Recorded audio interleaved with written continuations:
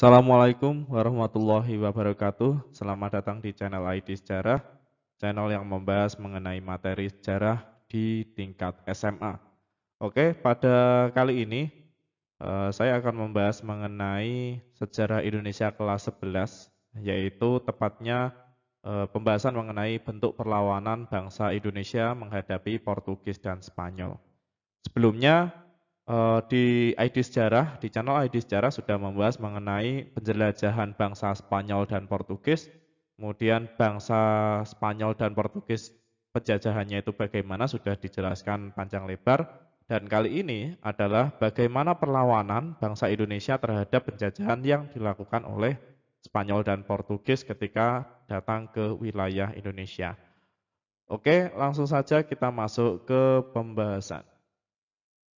Yang akan kita bahas ada 5 perlawanan, baik dari Portugis maupun Spanyol, yaitu 4 dari Portugis, diantaranya ada perlawanan rakyat Aceh, kemudian ada serangan Adipati Unus ke Malaka, perlawanan Fathahilah, kemudian perlawanan rakyat Ternate, dan yang terakhir adalah perlawanan rakyat Minahasa. Oke, langsung saja kita membahas mengenai yang pertama, yaitu perlawanan rakyat Tanah Rencong atau Aceh.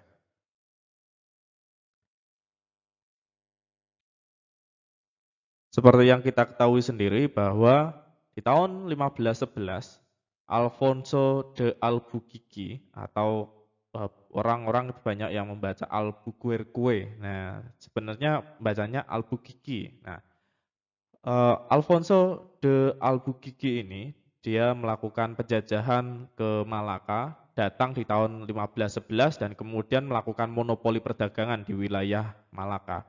Akibatnya banyak para pedagang yang kemudian tidak suka dengan kedatangan Portugis yang kemudian melakukan monopoli tersebut dan akhirnya melarikan diri ke beberapa wilayah.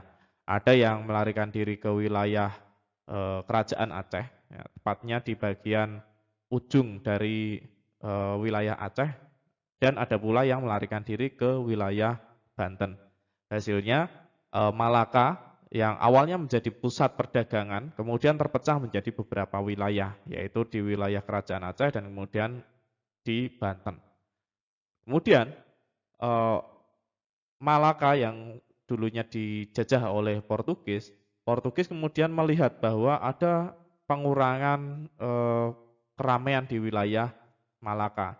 Dan kemudian Portugis menginginkan untuk melakukan perebutan wilayah di Kerajaan Aceh. Yaitu tepatnya pada tahun 1523 Portugis mulai melancarkan serangan dan kemudian mengalami kegagalan sehingga dilanjutkan pada tahun 1524 dengan pimpinan De Souza, namun gagal lagi untuk menaklukkan wilayah Aceh. Lalu apa yang melatar belakangi dari perlawanan rakyat Aceh terhadap serangan dari Portugis? Yang pertama adalah adanya monopoli perdagangan yang dilakukan Portugis di wilayah Malaka. Jadi wilayah Malaka itu adalah pusat dari perdagangan sebelum adanya kedatangan bangsa Portugis. Dengan adanya bangsa Portugis maka rakyat Aceh atau pedagang Islam itu terancam. Yang kedua adalah pelarangan terhadap orang-orang Aceh untuk berdagang di wilayah Laut Merah dan kemudian penangkapan kapal-kapal Aceh oleh Portugis. Nah, itu adalah latar belakang dari perlawanan rakyat Aceh terhadap Portugis.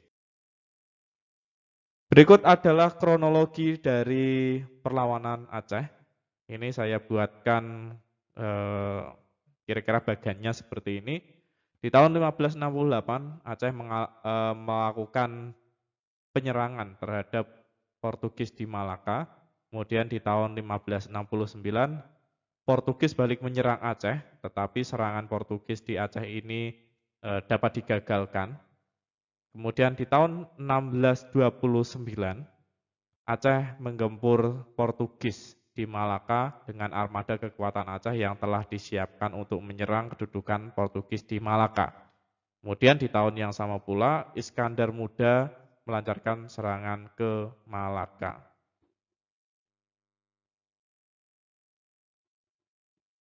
Usaha-usaha Aceh untuk mempertahankan diri dari ancaman. Kita ketahui sendiri bahwa wilayah Sumatera pada masa itu terpecah menjadi dua, yaitu agama Islam yang kemudian berpusat di sekitar wilayah Aceh, dan kemudian ada pula kerajaan Sriwijaya yang masih bertahan. Nah, Aceh sebagai kerajaan Islam itu memiliki koneksi dengan kerajaan Islam yang lain. Nah, salah satunya adalah Turki. Nah, jadi di sini usaha Aceh yang pertama adalah menjalin hubungan baik dengan kerajaan Islam yang lain, yaitu diantaranya ada Turki, Persia, dan Gujarat dari India. Kemudian yang kedua, Aceh memperoleh bantuan berupa kapal, prajurit, dan makanan dari beberapa pedagang Muslim di Jawa. Jadi sudah melakukan koneksi dengan orang-orang Jawa. Kemudian ketiga, kapal-kapal dagang Aceh dilengkapi dengan persenjataan yang cukup baik dan prajurit yang tangguh. Kemudian yang terakhir, meningkatkan kerjasama dengan Kerajaan Demak dan Makassar yang sama-sama keduanya itu memiliki corak kerajaan Islam. Serangan Adipati Unus di Malaka. Selain Aceh, ada juga kerajaan Islam yang kemudian menyerang Malaka, yaitu Kerajaan Demak. Seperti yang kita ketahui sendiri bahwa Portugis itu tidak hanya datang kemudian memonopoli, mereka juga melakukan penyebaran agama atau dinamakan kristenisasi terhadap orang-orang Nusantara pada masa itu. Nah, faktor yang paling berpengaruh mengapa Demak itu menyerang Portugis itu adalah dengan dimonopolinya wilayah perdagangan-perdagangan di wilayah sekitar Nusantara. Padahal pada masa itu Islam sedang kuat-kuatnya, diantaranya ada Samudra Pasai, kerajaan Aceh yang ada di wilayah Aceh, kemudian ada pula kerajaan Demak yang tumbuh di wilayah Jawa. Nah, kira-kira di slide kalian bisa baca bahwa Portugis di tahun 1511 itu melakukan monopoli. Jadi sama dengan sebab mengapa kerajaan Aceh itu menyerang Malaka atau menyerang Portugis. Nah, akibat dominasi Portugis di Malaka ini kemudian menghasilkan efek bahwa Demak itu seakan-akan terancam dengan kedatangan bangsa Portugis atau bangsa kulit putih di wilayah Nusantara. Maka Demak sebagai kerajaan yang besar pada masa itu kemudian melakukan penyerangan terhadap wilayah Portugis yang memonopoli wilayah Malaka. Kronologi perlawanan rakyat Aceh terhadap Portugis. Tahun 1511, Alfonso de Albuquerque itu mendarat di wilayah Malaka dan kemudian dia mengakui bahwa ini adalah wilayahnya dan kemudian melakukan monopoli perdagangan. Jadi sebelum itu juga sudah pernah terjadi konflik, yang menang adalah Portugis. Hingga Alfonso de Albuquerque ini dia menguasai wilayah tersebut dan memonopoli perdagangan. Di tahun selanjutnya, 1512 dan 1513, Adipati Unus yang berasal dari Kerajaan Demak kemudian melakukan serangan ke Malaka dengan membawa 100 kapal laut dan lebih dari 10.000 prajurit. Adipati Unus menyerang Portugis. Namun hasilnya adalah Demak belum berhasil untuk mengalahkan Portugis. Mengapa terjadi kegagalan penyerangan terhadap Malaka oleh Kerajaan Demak? Ada 3 sebab yang mendasari, yaitu diantaranya yang pertama, serangan tersebut tidak dilakukan dengan persiapan yang matang, kemudian jarak yang terlalu jauh dari Jawa ke wilayah Malaka, dan kemudian persenjataannya pun berbeda. Portugis memiliki persenjataan yang modern, sedangkan Demak pada masa itu masih menggunakan senjata-senjata tradisional. Perlawanan Fathahilah 1527 sampai 1570. Ini adalah penyerangan ke wilayah yang sekarang menjadi wilayah Jakarta. Jadi nama Jakarta itu bukan nama asli dari masa yang lampau. Terjadi perubahan nama seiring perkembangan zaman.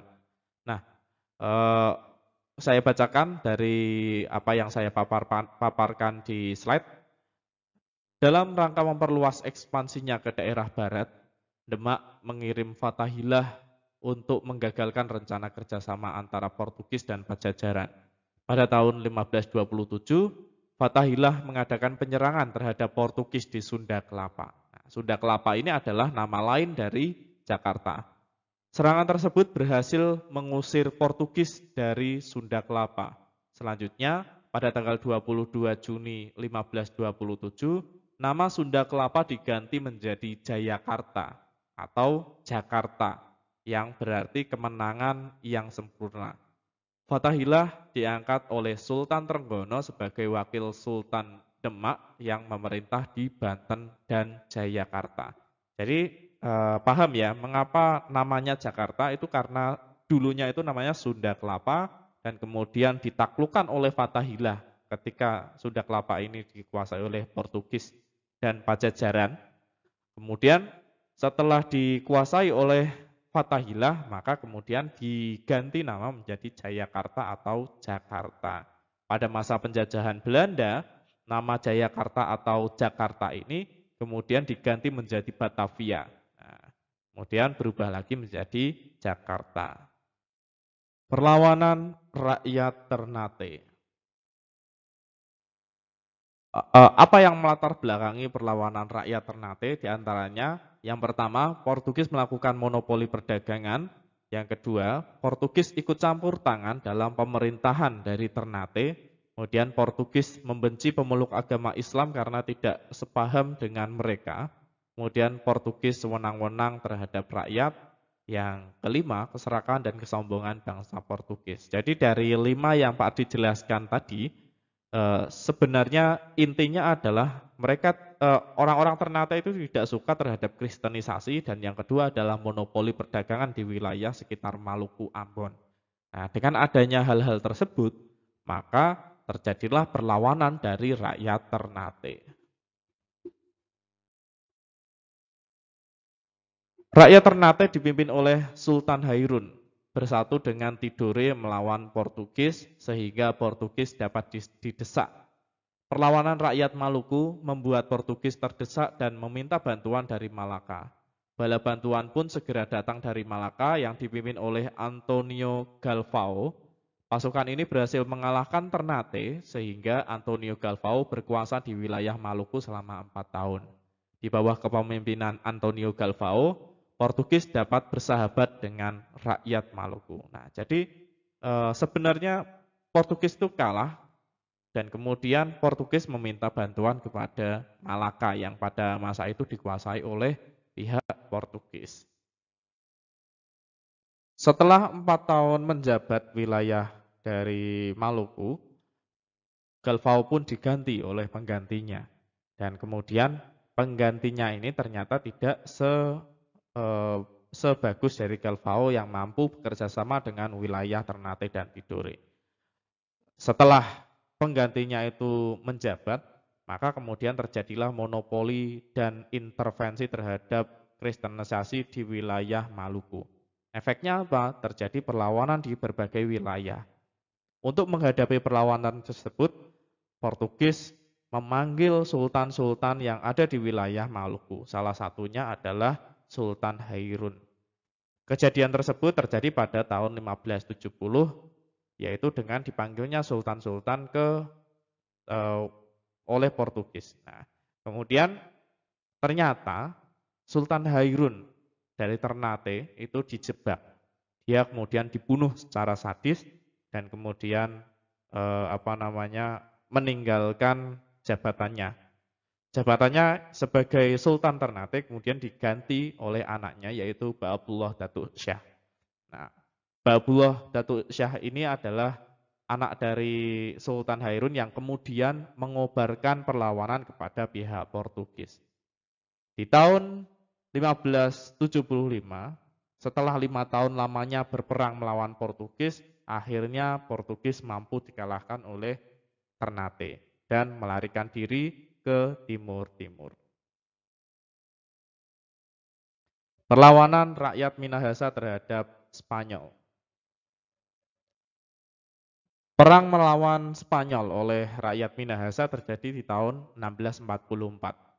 Perang tersebut terjadi karena ketidaksenangan anak suku Tombatu terhadap usaha monopoli perdagangan yang dilakukan oleh Spanyol dan kesengsaraan akibat ketamakan orang-orang Spanyol. Perang terhadap Spanyol ini dilakukan oleh suku Tombatu di daerah Kali dan Batu Lesung atau sekitar Danau Bulilin di bawah pimpinan Panglima Monde, suami dari Ratu Oki.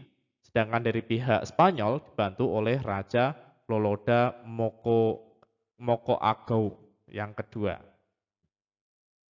Pecah perang Minahasa Spanyol terjadi pada tahun 1643 di Tompaso yang mengakibatkan 40 tentara Spanyol tewas, sedangkan dari pihak Minahasa, Panglima Monde beserta 9 tentara gugur. Namun demikian, pasukan Spanyol dapat dikejar dan berkat bantuan Residen VOC, Herman Jan Steykuler, berhasil diadakan kesepakatan damai pada 21 September 1643. Pada kesepakatan tersebut dinyatakan bahwa pasukan Minahasa menguasai Tompaso Baru, Rumong Bawah, dan Kawangkoan Bawah sebelum akhirnya menjadi daerah otonom atau daerah bebas. Oke, kira-kira segitu dulu materi untuk perlawanan dari bangsa Spanyol dan Portugis. Apabila ada yang perlu ditanyakan, silahkan komen di komentar. Oke, terima kasih. Wassalamualaikum warahmatullahi wabarakatuh.